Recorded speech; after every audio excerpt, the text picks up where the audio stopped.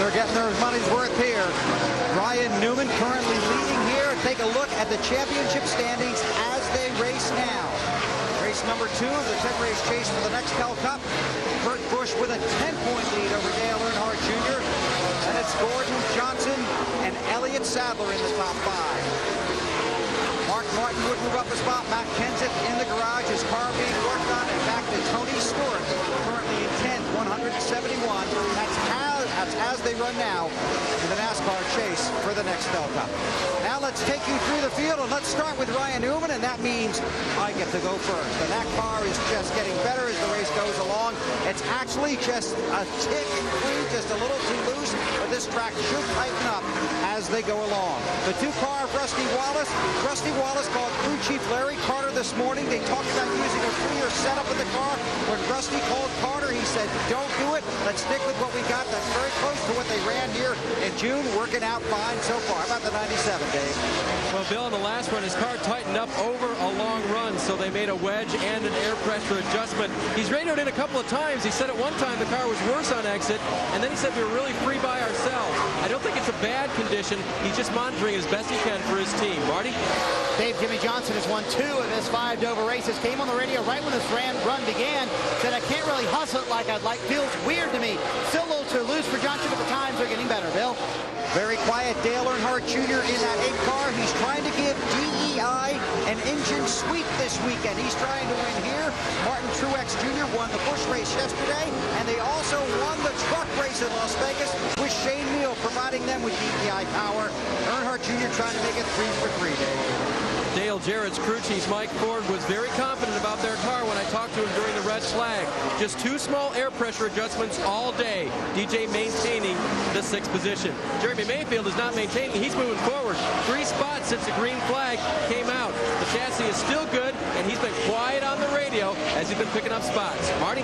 Dave, 3rd place man in the championship. Jeff Gordon came in 9 points out. You already saw the graphic a moment ago. He's lost some points today. He told us earlier, we told you earlier, I don't know what to tell you guys, it hasn't gotten much better. It's sad. I'm so out to lunch, it's not even funny. I mean, I'm just driving around here like I'm on a highway. The thing is just, you know, I don't know what to say. He said the worst part is it just doesn't do the same thing every lap. Very inconsistent so far for the 24. Matty? Mark Martin runs in the 9th position, still digging, trying to sweep Dover in 2004. They made a significant air pressure adjustment on his last stop to try to free up this race car. Also gave him a set of scuffed tires, a set of tires where they've had a few laps on him to work him in. Meanwhile, his teammate Greg Biffle rounding out the top 10. They've had some issues with the radio. They fixed that. Now they're trying to fix the race car, which is tight. He was concerned, Alan, he had some damage to the right front corner. His spotter tells him it's A-OK. Top 10 days so far for Greg Biffle. A-OK for Ryan Newman with an exclamation point. He has led the most laps today, 107 on 167 that have been run in this race. We continue going through the field with 11th place Ricky Rudd. Dave? His car was tight in the last run, Alan, so they made an air pressure adjustment when he came into the pits. It seems to have helped him speed-wise, but he hasn't been able to pick up any spots on the track. 38 of Elliott Sadler, when they restarted, they were 13th. He has now moved just 1 position up to 12th. His car is now loose in, tight through the center and off the corner, according to the driver. Marty? Dave, the last time Sterling Marlin ran this particular race car, finished 7th at Chicago as the teammate Jamie McMurray pressures him from behind. Looks like it could be another top 10 for the 40 bunch. Just a little bit tight. Very happy with the race car. Bill? Marty, the 42 of Jamie McMurray was tight off the turns and loose everywhere else before the caution. How's he been since then? Don't know. Radio problem with the radio in the car. The crew cannot hear Jamie. Oh, trouble. Jeff Burton, turn 3. Probably a right front BP, maybe. Boy, it looks like it. Looks the way the entry of the car and the way he hit the wall. That's signs of a right front tire going down. And that's the fuel pump that is broken, and there's gasoline sprayed back on the exhaust system. You can't get out of there. And that's the fire that you see. But most of that is on the outside, not inside the cockpit with Jeff Burton. Kim, his wife, on the top of the toolbox saying, Jeff, get out of there. And you see Jeff is taking off the safety equipment, and believe me, it would have been real hot inside that car. He would have been getting out a lot quicker.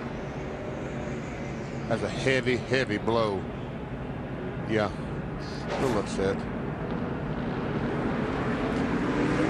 So caution number 4 out in this race at Dover, and Jeff Burton, tough day, a lap penalty earlier for pitting outside his box, and now a pretty heavy crash in turn number 3. There you see him coming right down all by himself. You can hear the tire blow.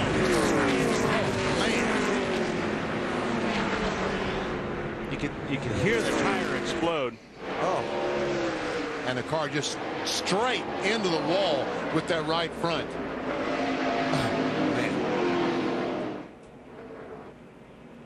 Boy, that was ugly. Understand Jeff being mad, but glad he's out of the car and okay. But the day is done for Jeff Burton after a heavy crash. Pit road open for the leaders. They'll come to the pit road at lap 171. Ryan Newman, Rusty Wallace, Kurt Busch, Jimmy Johnson, Dale Earnhardt Jr. The top 5 coming in. Marty? Jimmy Johnson running 4, so the car was just too loose at the beginning of the run. I want a windshield tear off. They're going to put a rounded wedge in to try and fix the loose condition. A pound in the right rear tire trying to fix the tight condition at the end of the run. Weber? The 2 of Rusty Wallace and the 12 of Ryan Newman heading down pit road. For the 2, just a tick tight in the center, but they decided to make no changes. For the 12 of Ryan Newman, the race leader, you can see the chassis adjustment being made. That's because, as we told you through the field, they were just a little bit loose. They're not going to wait for the track to come to them, Dave. Kurt Busch, bottom of your screen in the 97. Wedge adjustment, 4 tires, air pressure adjustment, trying to correct the handling on that car for Kurt. Race off pit road, guys. Matt. Great job by Mark Martin's pit crew, beating both Jeff Gordon and teammate Greg Biffle off pit road. Now, Mark Martin actually called off an air pressure adjustment to the right front after he saw that Jeff Burton had hit the wall. He quotes, and I quote, "Maybe we should just try to finish this race instead of trying to win it. They're going to try to save a set of scuff tires for their final run." And Matt, a lot of the guys will watch this race off of pit road and see that Ryan Newman, the leader, maintains the lead. Rusty was pushing a draft in there. Wasn't he? That was kind of a bump draft on pit road. You were saying, BP? A lot of the teams this morning are very concerned about the tires, each set of tires being inconsistent. You know, those guys celebrating with a great pit stop, but sometimes they're loose, sometimes they're tight. They talked about maybe they ought to scuff all their tires to try to sort the tires out and see which set of tires goes to one direction or the other. And I think what Mark was talking about, the tire adjustment is putting some more air pressure in that tire, because normally when you start them out low, that's when you start running into trouble.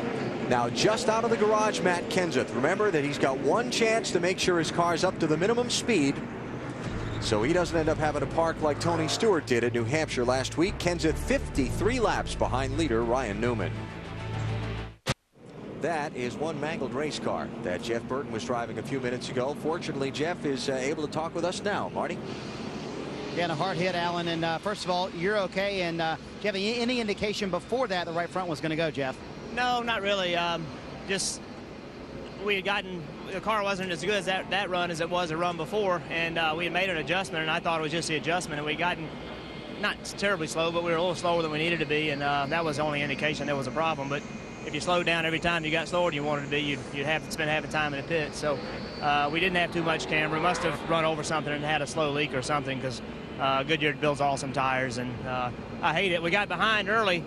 We pitted out of the box, and that was cool. We got penalized, but NASCAR penalized us and put us a lap down when the field was coming around, and we were essentially 2 laps down. That wasn't right. We deserved a penalty, but we didn't deserve to be penalized when they penalized us. That was a huge costly, that was a huge problem for us, because the way they penalized us was wrong. They should have penalized us, but they shouldn't have penalized us when they did, and that put us where we never could get our lap back. We had a 7th, 8th place car, but it would have been impossible to get our lap back because of the way they imposed the penalty. And another big penalty right now, Alan. I believe Jimmy Johnson has a penalty as well. Johnson has come down pit road. He was caught speeding, exiting the pits on the set of pit stops before. And we talked about what an advantage that was, being the first pit off turn 4. But one of the disadvantages, you've got to drive all the way down pit road, seeing cars start to pull out in front of you. It's hard to keep that right foot steady when you see guys pulling out of the pits, because you want to beat them.